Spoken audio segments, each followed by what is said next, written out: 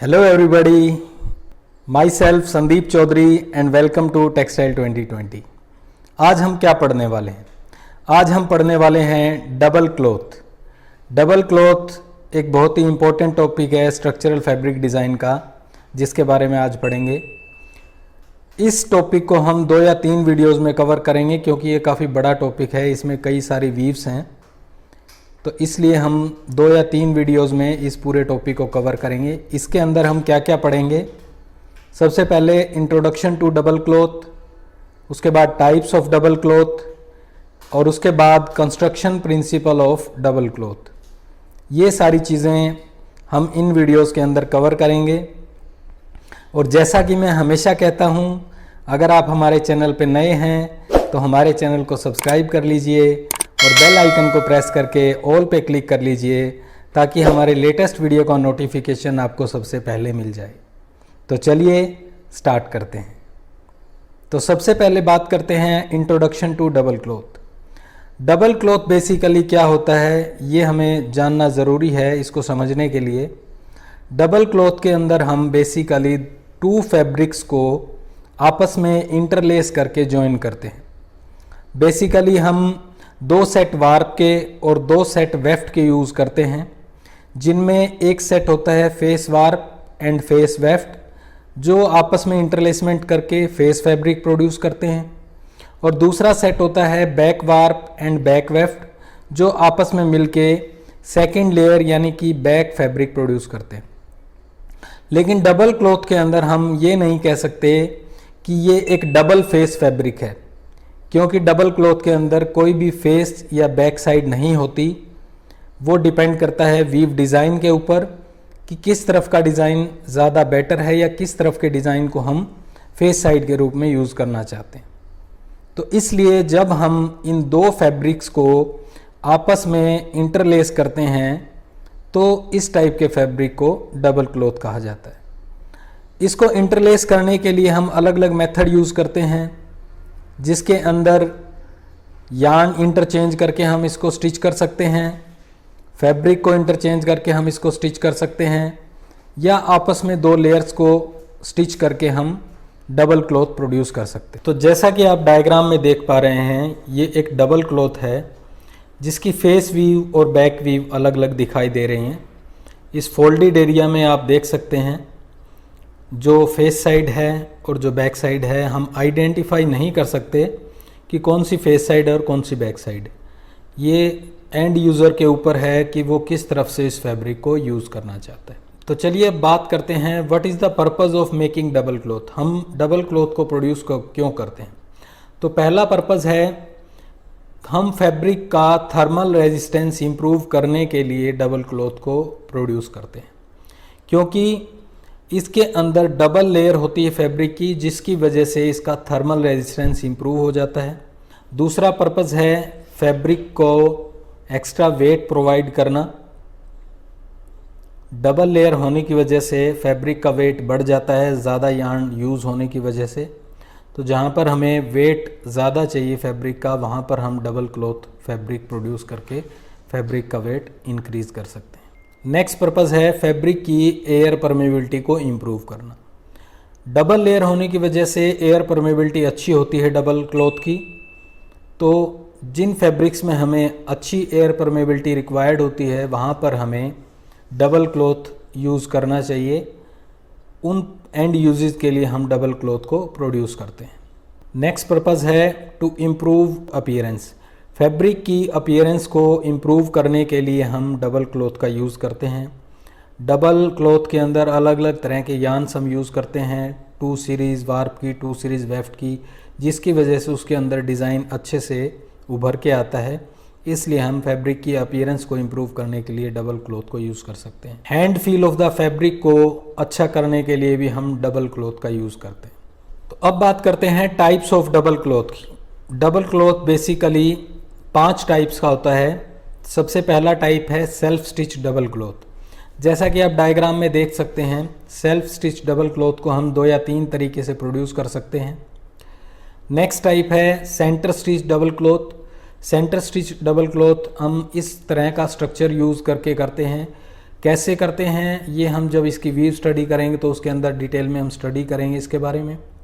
उसके बाद next type है double cloth stitched by thread interchange. Threads को आपस में इंटरचेंज करके कैसे डबल क्लॉथ प्रोड्यूस किया जा सकता है। उसके बाद नेक्स्ट है double cloth stitched by cloth interchange. हम दोनों लेयर्स को आपस में इंटरचेंज करके भी डबल क्लॉथ को प्रोड्यूस कर सकते हैं। और लास्ट टाइप है alternate single ply and double ply construction. इसके अंदर हम alternately single and double ply का यूज़ करके फैब्रिक को प्रोड्यूस करते हैं। तो ये टाइप्स हैं डबल क्लॉथ के। इनको हम वन बाय वन इनकी वीव के बारे में डिस्कस करेंगे और कैसे इन्हें प्रोड्यूस किया जा सकता है इसके बारे में हम डिस्कस करेंगे। अब हम वन बाय वन जो ये टाइप्स हैं इनको ब्रीफली डिस्कस करेंगे, उसके बाद इनकी वीव्स को डिटेल में डिस्कस करेंगे।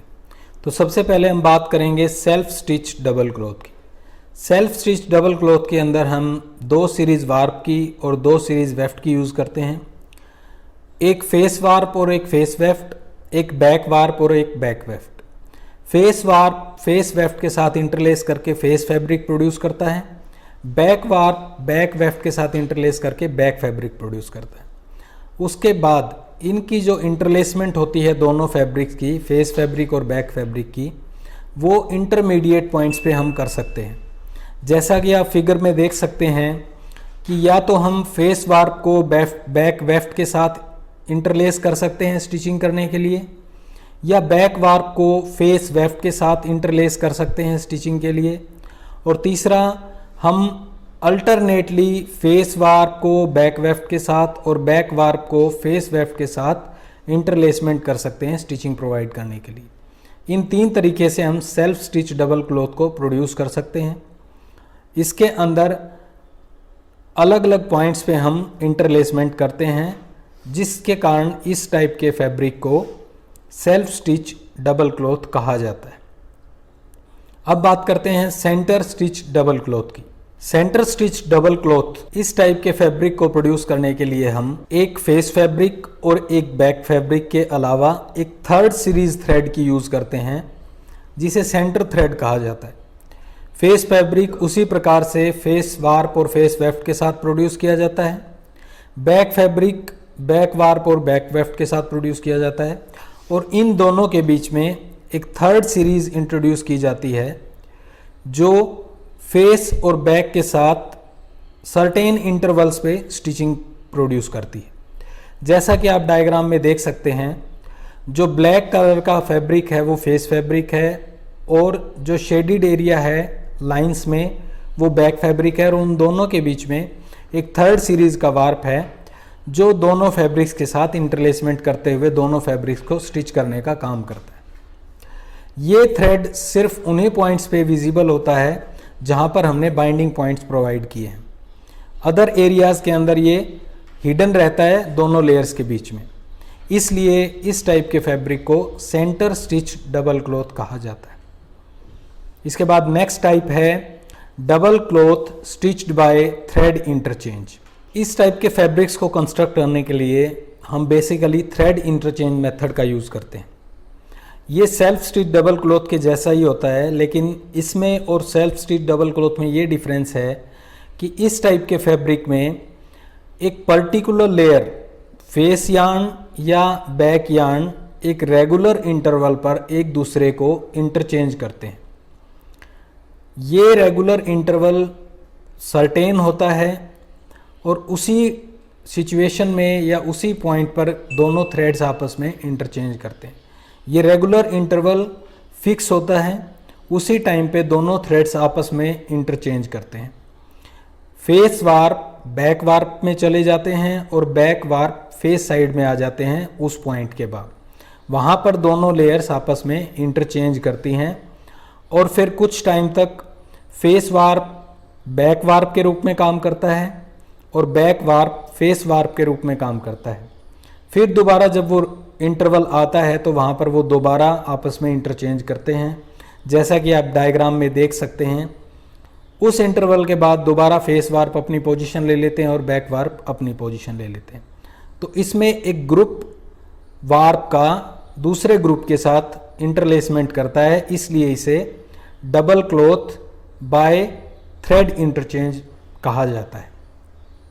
इसके बाद नेक्स्ट है double cloth produced by cloth interchange. इस टाइप के फैब्रिक प्रोड्यूस करने के लिए हम फैब्रिक की जो लेयर है उसको एक सर्टेन इंटरवल पे दूसरी लेयर के साथ इंटरचेंज करते हैं।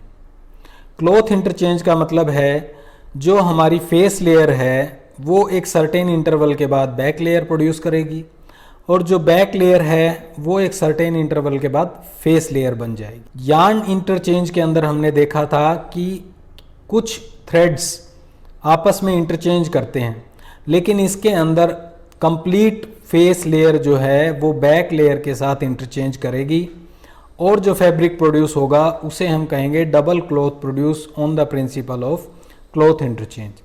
फैब्रिक की फर्मनेस, फैब्रिक की स्ट्रेंथ डिपेंड करती है कि हमने कितने इंटरवल्स पे क्लॉथ को इंटरचेंज किया है। अगर हम ज़्यादा इंटरवल्स पे करते हैं तो उसकी स्ट्रेंथ इंक्रीज हो जाती है, कम इंटरवल्स पे करते हैं तो उसकी स्ट्रेंथ रिड्यूस हो जाती है। तो इस मेथड के अंदर हम फेस लेयर को बैक लेयर बना देते हैं और बैक लेयर को फेस लेयर बना के क्लॉथ को इंटरचेंज करके फैब्रिक को प्रोड्यूस करते हैं।